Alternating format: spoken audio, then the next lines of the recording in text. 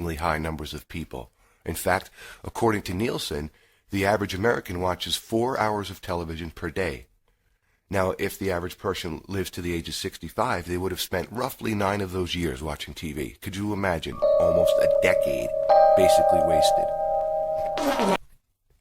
Now, I'll make it clear right here, I have nothing against TV or those that watch it all the time. It's not the medium. Okay, I'm not encouraging anyone to stop watching this medium altogether. However, I think that it's important to understand that technology is a double-edged sword that can either be used for upliftment, education, prosperity, etc., or it can be used in a negative way to destroy, persuade, distract, control, or for psychological manipulation. And TV has done its job very well in that regard. Again, it's not the medium itself. It's how it's being used and by whom that should be questioned and understood. Of course, our greatest advancements in technology seem to have come in the form of weapons of mass murder and destruction. Now, the potential of television to manipulate consciousness was discovered as early as 1948, and simply observing today how comprehensively people are conditioned by what they see and hear on TV clearly demonstrates the control that this medium has over the vast majority. Now, the words television and program, when used together, spells it out all too clearly. Now, besides the mindless drivel that accounts for roughly, 99.9% of broadcasting, TV is a sophisticated device capable of emitting ELF frequencies that interfere with a person's magnetic field. Again, frequency or vibrational control. In addition, subliminal techniques are used constantly to create a literal hypnotic state on unsuspecting viewers. Literal hypnotic state. And they don't mind telling you either. Now, this is U.S. Patent and Trade Office patent number 6506148, and it reads, "It is therefore possible to manipulate the nervous system of a subject by pulsing images displayed on a nearby computer monitor or TV set. For the latter, the image pulsing may be embedded in the program material, or it may be overlaid by modulating a video stream either as an RF signal or as a video signal." Now, since the mass majority of those in the more technologically advanced cultures rely so much on television to dictate to them world events, right, or a specific version of reality, it is certainly no wonder that so many remain so oblivious to what is actually happening in the world, or to ideas that lie outside of the tiny, narrow perspective that television and its sorcerers and media manipulators present. Okay? Many people's entire worldview is shaped by the faux reality that TV perpetuates. Much of American television programming has become little more than filler between corporate advertising, and the amount of commercials for pharmaceutical companies has skyrocketed enormously. I mean, if you have watched daytime TV, it's like the television programs are filler, in between all these corporate advertisements, and a lot of them are, again, for pharmaceuticals, Are you too heavy? Take these pills. Depressed? Take these pills. Penis not stiff enough? Take these pills. Your dog wet the rug and you're pissed off? Take these pills. Now, television has become a massive instrument for corporate advertising, influence of public opinion, and for complete manipulation of the consensus reality. Now, perhaps consultant and media expert Hal Becker said it best when he said, "I know the secret of making the average American believe anything I want him to. Just let me control television. You put something on the television and it becomes reality.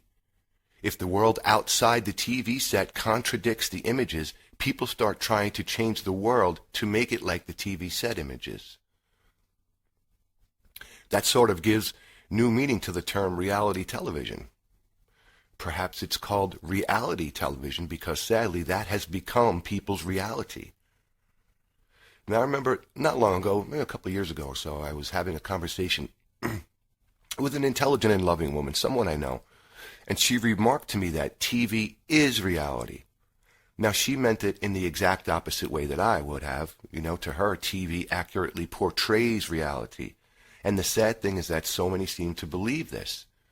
To me, it is an absolutely false reality. Can one find enlightenment or self-discovery by wasting away so much of their life sitting in front of the high-definition sorcerer? I'd say that it's doubtful that anyone that does wants anything to do with enlightenment or self-discovery. And again, I'm not picking on people that watch TV, but this medium is used to shape and influence public opinion. Now, I've witnessed, and I'm going to give you an example of exactly what I'm talking about here. I have personally witnessed on more occasions than I can count people responding to a news item on TV and simply reacting to it immediately with no thought, no questioning, no investigation whatsoever. Now, if you can get the majority or even a certain percentage of people to react in this way, then I can't think of a more comprehensive, powerful, and effective display of absolute mind control. It is this act of blind acceptance that creates the atmosphere necessary for societal degeneration to thrive within. Now, I've always been very curious, observing the act of people simply accepting without question whatever is told to them on the news as presented by the corporate mainstream media. So who benefits from people simply believing what they are told without question? What are the main sources of the majority of mainstream information? Who owns the media outlets, right? Is the mainstream media truly a source of unbiased information, or is it merely a tool for corporate advertising and the shaping and influencing of public opinion? The Tavistock Institute is a major think tank organization based in Britain. Its purpose was to infiltrate the collective consciousness to effectively shape and influence public opinion through propaganda and downright brainwashing, and it's been enormously successful. Now, one of the major affiliates of Tavistock was a man named Edward Bernays, the nephew of Sigmund Freud. Bernays was considered the father of propaganda. Now, sometimes we can get a glimmer of truth right from the horse's mouth. Bernays stated, "In almost every act of our lives, whether in the sphere of politics or business, in our social conduct or our ethical thinking, we are dominated by the relatively small number of persons who understand the mental processes and social patterns of the masses. It is they who pull the wires that control the public mind, who harness old social forces and contrive new ways to bind and guide the world." And further, Bernays stated, "If we understand the mechanism and motives of the group mind, it is now possible to control and regiment the masses according to our will without them knowing it." Now, television has been one of the main modern tools for regimenting and controlling the masses, for creating a false reality, and for effectively influencing public opinion. It is a powerful medium used to control the minds of programmed, conditioned, and indoctrinated human beings. It has been extremely effective in aiding the controllers in maintaining unwavering belief in this manufactured false reality. Now, all major media delivered through mainstream sources comes from one of two wire services. They are Reuters and the Associated Press. Since Associated Press is actually owned by Reuters, all mainstream print and televised news then comes from one source. Now, Reuters is owned by the Rothschild banking family, the financial force behind the funding of so many wars and atrocities in World War II, the Bolshevik Revolution, the political force called Zionism, the procuring of resource-rich lands and the displacement of people. So much of the funding for all this comes from this banking network. So who benefits from delivering news in such a way as to support war, right? Like everything else, the consortium-controlled media operates within a hierarchical, compartmentalized pyramidal structure, with one major force at the top trickling information it wants disseminated down to its subsidiaries. Now, those with the title reporter or journalist are nothing more than corporate voice pieces delivering slavishly what the AP or Reuters presents as news. The vast majority of them are news readers and nothing more. Like journalists. But we've been warned. We were warned a long time ago, actually. John Swinton, a former editor for the New York Times, claimed to his colleagues in 1953, he said this. He said, "There is no such thing at this date of the world's history in America as an independent press. You know it, and I know it. There is not one of you who dares to write your honest opinions, and if you did, you know beforehand that it would never appear in print. I am paid weekly for keeping my honest opinion out of the paper I am connected with. Others of you are paid similar salaries for similar things, and any of you who would be so foolish as to write honest opinions would be out on the streets looking for another job. If I allowed my honest opinions to appear in one issue of my paper, before 24 hours my occupation would be gone. The business of the journalist is to destroy the truth, to lie outright, to pervert, to vilify, to fawn at the feet of Mammon, and to sell his country and his race for his daily bread. You know it, and I know it. And what folly is this, toasting an independent press? We are the tools and vassals of rich men behind the scenes. We are the jumping jacks. They pull the strings, and we dance. Our talents, our possibilities, and our lives are all the property of other men. We are intellectual prostitutes." But you know, we were warned even long before that, when Thomas Jefferson stated, "The man who never looks into a newspaper is better informed than one who reads them, insomuch as he who knows nothing is nearer the truth than he whose mind is filled with falsehoods and errors." Now, those two quotes I just mentioned apply more today than ever in our high-tech, information-rich societies. Now, another way in which the media is powerfully effective is in creating massive diversions and distractions. I'll give you a few examples. Look at how the media creates basically a circus carnival surrounding some celebrity scandal, right? Or sensationalized story, for instance, from the Casey Anthony story, or the death of Michael Jackson, or the Anna Nicole Smith death. I mean, my goodness, what a carnival was made out of these events here. Now, I guess the deaths of famous pop stars or actresses or murder trials or other events deserve media attention, right? But while the media makes an absolute circus out of this shit, unbelievable events are occurring which receive little to no coverage at all. For instance, and I know that I've mentioned this in probably every podcast I've done or every video here, but I'll mention it again. Not many Americans are aware of the nuclear disaster at the Fukushima nuclear plant in Japan, which has already shown to be far worse than Chernobyl. We have fish caught off the coast of California testing really high in cesium, high radiation levels. TEPCO, the Tokyo Electric Power Company, has been caught lying and covering up this event, which has the potential to be an extinction-level event. Folks, these reactor sites have been pouring hundreds of tons of nuclear waste into the Pacific every day since the tsunami struck in 2011, so for the last 3 years now.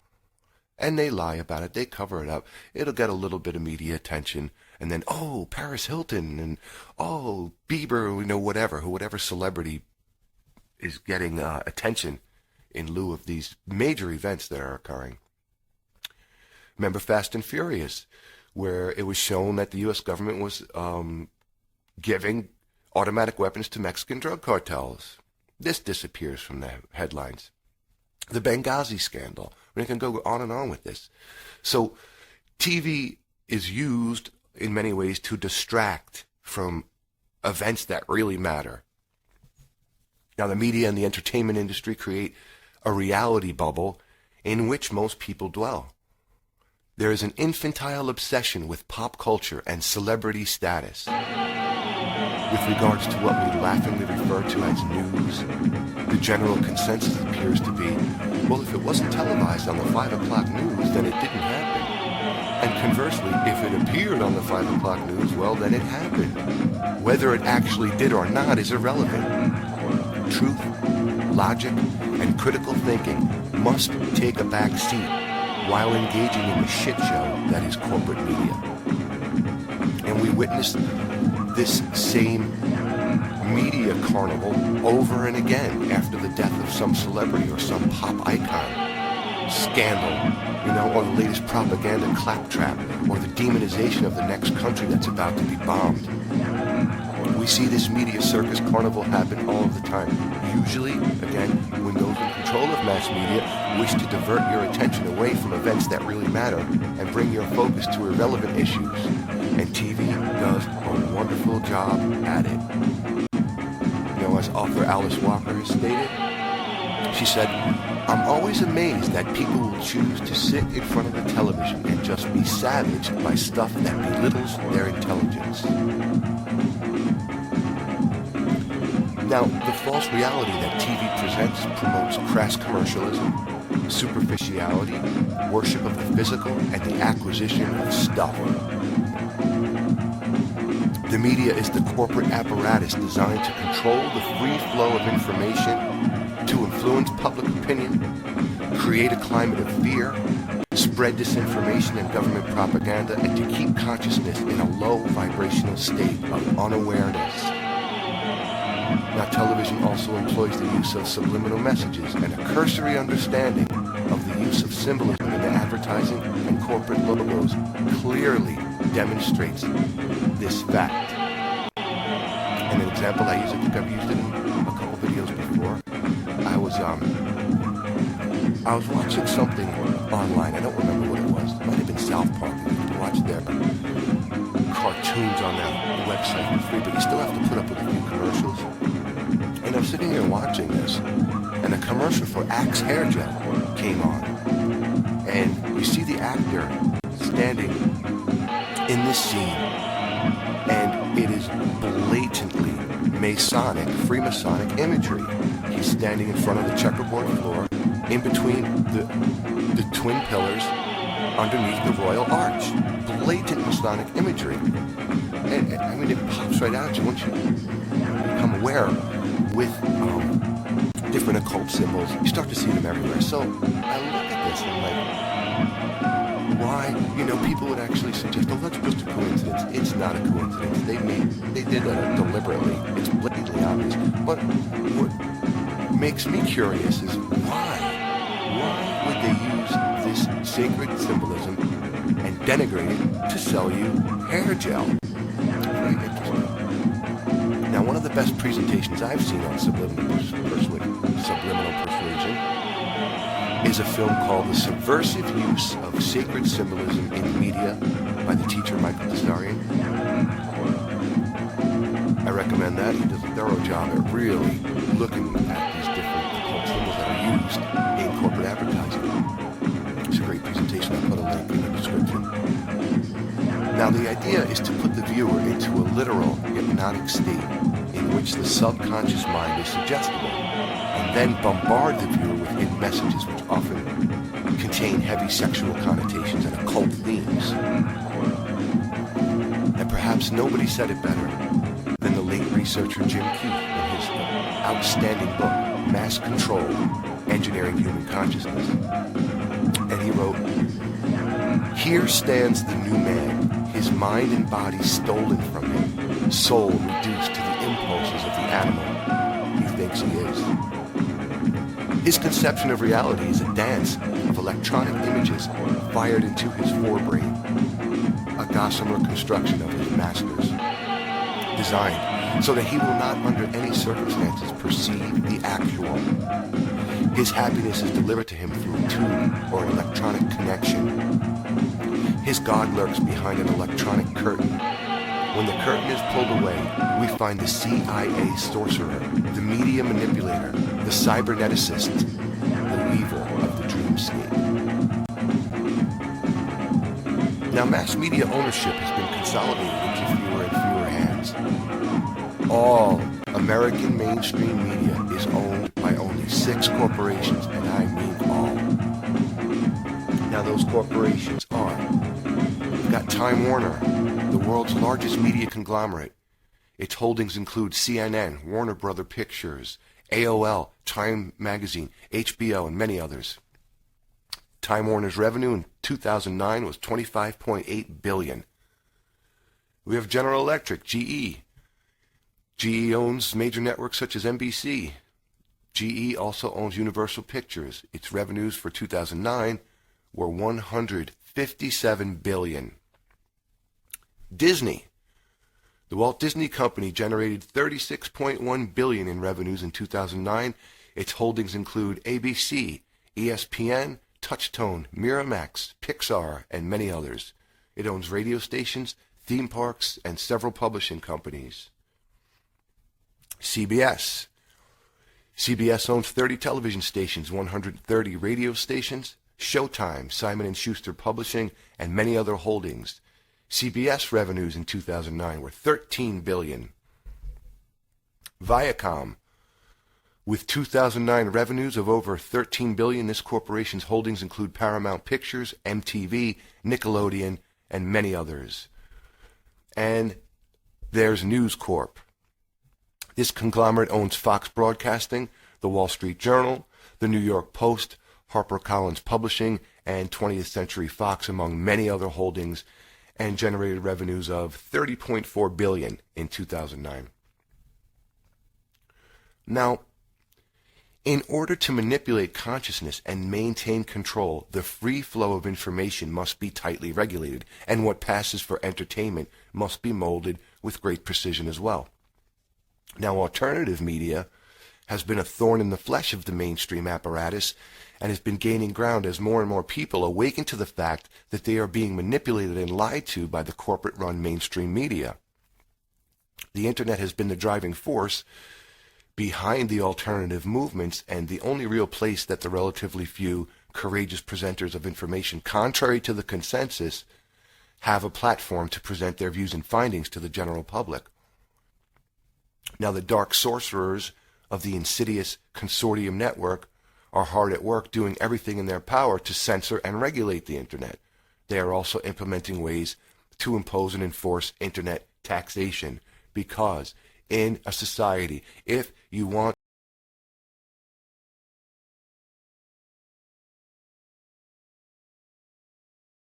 Over the last few thousand years, we have warped our own history. Our stories of the past have been changed, altered, mistranslated, and completely been misunderstood as we rounded the curve on the precession of the equinox. Modern views of our history account for many things, but completely dismiss many very important pieces in the puzzle. For example, the pyramids of Giza. There is no modern theory that accounts for how these could have been made. Individually, each block cannot be pulled even with 50 men pulling it, let alone drag it for hundreds of miles and then stack them on top of each other 450 feet in the air, in such a precise way that even modern technology can't achieve. Not to mention having it lined up precisely with both Orion's belt, a golden mean, and Fibonacci spiral, and be a primary nodal point of every sacred site on the planet. And that's just one example. Our history is not what we think. Many things that we've been led to believe to be true simply is not. This has got to be the biggest. The field of archaeology recently saw some monumental discoveries that are rocking the foundation of what we think we know about ourselves.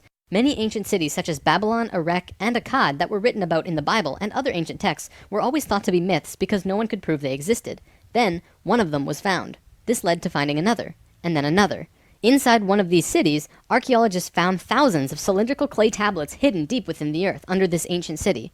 The tablets were completely covered in text, written in cuneiform, and tell an ancient story that spans back over hundreds of thousands of years on this planet, describing the history of the earth and the origins of the human race in great detail. Now, the first thing we all want to do is just say that they were making things up. They didn't know the history of Earth, and they were simply creating tales to explain where they came from. However, if this was true, how can we explain how they knew so many things about the universe that would seem impossible to know? Not only did the Dogons know all about the distant planets in the solar system, but so did the Sumerians. They described them all in great detail in these Sumerian records. They also knew about the precession of the equinox. That's a tough one for a historian to understand, because it takes over 2,000 years of continuous observation to actually learn that the Earth has a wobble. The Sumerians had this information from day one of their civilization. A man named Zacharias Sitchin spent a long time transcribing these texts and had put them all together in his books, but many others have also done the same, and the interpretations are always very similar.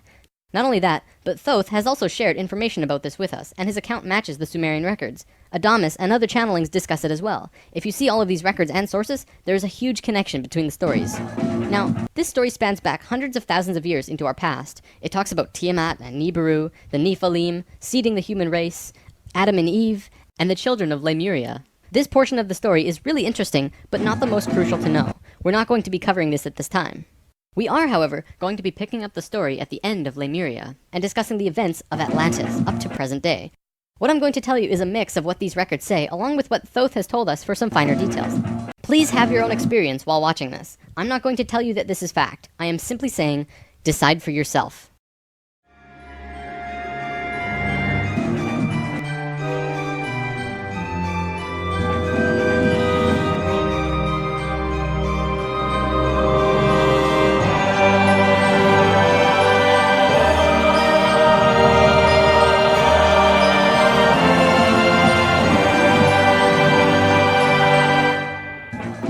There was a time, long ago, when humans existed at a very high level of consciousness. We were interdimensional and were very psychic. We communicated through thought and emotion, much like how animals do rather than speaking or writing, which would seem very primitive. We lived primarily on a large string of islands called Lemuria, but there was a consciousness shift. We moved up in consciousness, and the islands of Lemuria sank beneath the oceans. At the time of this shift, a new continent rose out of the waters. We called it Atlantis. Back in the early 1900s, the spiritual path of the United States was similar to what's happening today. People began to learn about meditation and study ancient lands like Atlantis and Lemuria. We actually found quite a bit of evidence that Lemuria existed, and it had to do with coral. See, the ocean floor does rise and fall. Coral can exist up to 150 feet under the surface of the water. In 1910, the surface of the ocean was probably higher because they were able to see coral rings heading away from Easter Islands for a great distance. These rings were estimated to be found at 1,800 feet, which means that for them to have existed, they would have had to be much higher and sunk slowly. Probably more important, they also found the exact same fauna and flora from the Hawaiian Islands all the way to the Easter Islands. This is a great distance, but if you look at a map, you'll see a long string. That string, according to Thoth, used to run along the western shores of Lemuria. It is only on these islands that have the same flora and fauna. Same trees, bugs, bacteria, everything. Science can only explain this if there were closer land bridges between these islands at one point. Although we were studying this at that time, World War I began soon after, and we lost interest in spirituality and the ancient lands for a very long time. After the sinking of Lemuria and the rising of Atlantis, at first the human race became scattered. We moved to various islands and continents all over the world because we didn't have a home. Yet. We didn't know where to go. At that time, there were about 1,000 humans at a very high consciousness, more than all of the rest. They were called the Nakals. Today, we know them as Ascended Masters. The Nakals began preparing Atlantis to be our new home. They projected their energies across the surface of the continent in the form of the Tree of Life, not with 10 circles, but with 12, an extra on top on the island of Udal, and an extra on the bottom in the water. There were 10 components on the mainland, and even though it extended over hundreds of miles on the surface, it was projected to the accuracy of a single atom. We chose to move to Atlantis because of the Kundalini. In humans, the Kundalini is often referred to as the energy serpent that runs up and down your spine. When activated, it provides an immense amount of energy through all of the chakras. The Earth itself also has a Kundalini because the Earth is alive, like an organism, running from the center of the planet to a specific place on the surface. Wherever the Kundalini resides, the people there become the spiritual leaders of the world. The Earth chose Atlantis to be the new energetic center of the planet. After Atlantis, the Kundalini moved to the mountains of Tibet, which is why the Buddhists were the leaders in pure spirituality for the last 13,000 years. It was a very pure place. It moved again within the last 10 years, but that's a story for another time. If you want to read more, check out the book The Serpent of Light by Drunvalo Melchizedek. Suddenly, in a single day, the Nakals breathed life into the Tree of Life on the surface of Atlantis. This created vortexes of energy rotating out of each and every circle. Once the vortexes were established, the children of Lemuria began to be called forth. Millions upon millions of Lemurians who had settled all across the planet began to be pulled toward Atlantis. A great migration began. However, the Lemurian body of consciousness had only reached the age of 12 as a planetary consciousness. Because we were right-brained, we were a female species, like a 12-year-old girl, and some of our centers weren't working yet. They had worked with these energies, but only mastered 8 of the 10. Each migrating Lemurian was attracted to one of these 8 centers on Atlantis, depending on the nature of the individual. There, they settled and began to build cities. That left 2 vortexes with nobody using them, not a single person. These 2 vortexes were pulling life toward them, and in life, you can't have an empty place. Life will find a way to fill it. Similar to if you were driving along a freeway following another car and you drop too far behind, someone will fill the place. That's exactly what happened in Atlantis. Though the Lemurians had only filled 8 of the vortex areas, Mayan records state clearly that there were 10 cities in Atlantis when it fell. You can see these records in the Troano document, which is now located in the British Museum. This document is estimated to be 3,500 years old, and it describes in detail the sinking of Atlantis. To fill these 2 empty vortexes, according to Thoth, 2 extraterrestrial races stepped in. Not 1, but 2 completely different races. The first race were the Hebrews, coming from our future. Thoth says that they came from off-planet, but we don't know where exactly. The Hebrews were kind of like a kid who went through 5th grade and didn't make it, so they had to do that grade over again. They learned all the math, the left brain stuff, but they didn't get the right brain aspect of evolving consciousness, the doing. They didn't graduate to the next level of evolution, so they had to do it again. They knew a lot of things that we didn't know yet and brought many concepts and ideas to us that we weren't aware of yet. Now, if this is true, this would explain quite a few things about the Hebrew people in general. They seem to have many sacred geometries hidden within their culture. It also puts perspective on the story of Exodus. Perhaps Moses incarnated into that lifetime to free the Hebrews because they were not direct descendants of humans and were being treated unfairly.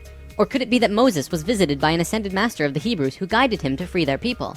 Given what we know about dimensions and consciousness, it definitely puts a fresh perspective on old stories that didn't make much sense. We could talk about this more, but let's continue for now. There were no problems caused by the Hebrews coming to Atlantis. They actually benefited our evolution. The other race that stepped in caused big problems. These beings came from the nearby planet of Mars. See, according to Thoth, Mars looked very much like Earth a little less than 1 million years ago. It was beautiful. It had oceans and water and trees that were just fantastic. But something happened to them, and it has to do with something called the Lucifer Experiment. From the very beginning of creation, everything is simply an experiment. Creation itself was just consciousness creating and inhabiting itself in that creation. There is no divine plan. Spirit can do whatever it wants. Having said that, if Spirit decides to cut itself off from the rest of consciousness and create a separate reality on its own, it can do that too. This is called the Lucifer Experiment. Because Spirit is God, it can do this. There is nothing wrong with that. We've kind of been led to believe that Lucifer is evil and the devil. This just isn't true. Lucifer is just another means of perceiving the reality. It is not a unity perception of oneness, but rather a duality perception of two-ness. There's a flower of life pattern for Lucifer as well, but that's a big topic for another time. Anytime the Lucifer Experiment has been attempted in the universe, it always ends in failure. The species will cut itself off from love and will become incredibly male, left-brained. What always ends up happening is that everyone becomes very greedy. There is no compassion for one another, and everyone ends up fighting until they end up killing themselves. More than 1 million years ago, the beings on Mars joined the Lucifer Experiment, and it failed dramatically. Basically, they cut themselves off from the unity of the universe and created a separate reality. When the Martians severed the love bond, they became pure male, logical beings with no emotions. What happened on Mars was that they ended up fighting. Mars became a battleground. Eventually, it became clear that Mars was not going to survive. They blew their atmosphere away and destroyed the surface of the planet. Nova recently did an episode on planetary magnetics, and they found some interesting things about Mars. The planet didn't have a magnetic system, however the surface was magnetized, implying that at one point it did, but that something happened. Now, we've been discussing the star tetrahedron before, and now I want to give you a brief understanding of the Merkabah. The Merkabah was known in ancient times as the Chariot of Ascension. It is the star tetrahedral energy field around the body. All around the world, there are references to this in ancient texts. When activated to its full potential, the Merkabah, which is both a tool and part of your being, can be used to do the impossible, included but not limited to changing dimensions and traveling through the universe. Before Mars was destroyed, they built huge tetrahedral pyramids. They built 3, 4, and 5-sided pyramids, eventually building a complex that was able to build a synthetic Merkabah. After 1 million years or so, it's been eroded, but the proof is there. Now, because the Martians were severed from the unity consciousness, they couldn't create a living Merkabah. They simply used it as a tool. They created a synthetic Merkabah to travel in time and find a new home. A small group of Martians tried to get away from Mars before it was destroyed, and that place they found was Earth. About 65,000 years in our past. They saw this little vortex sitting there, just pulling in life, with no one in it. They didn't ask permission. Being part of the Lucifer Experiment, they just said, alright, let's do it. And they stepped onto that vortex, and implying that at once they joined and changed our evolutionary path. Thoth's father, Thome, was one of the Nakals who set up Atlantis on the island of Udal. That island, the top of the Tree of Life, was the brain of Atlantis, and on it was a small city called Poseidon. This city is what Plato was discussing when he said that Poseidon bore 10 children, the 10 circles on the Tree of Life. Poseidon was made of 3 rings painted in black, red, and white stones, and it was the symbol for Atlantis. The inner circle represented the Nakals. The middle circle were the priesthood, called the Maya, and the outer circle represented the regular people of Atlantis. We'll come back to this down the road. There were only a few thousand Martians who came to Earth through the synthetic Merkabah. The first thing they did when they arrived in Atlantis was try to take over the continent. They tried to declare war and invade. However, they were vulnerable due to their small numbers, compared to the millions of Atlanteans, and we finally subdued them. We were able to stop them from conquering us, but we could not send them back. When this happened on our evolutionary path, we now had the planetary consciousness of a 14-year-old girl. The Martians were an incredibly male species, and also very old. So what you had was a 14-year-old girl being taken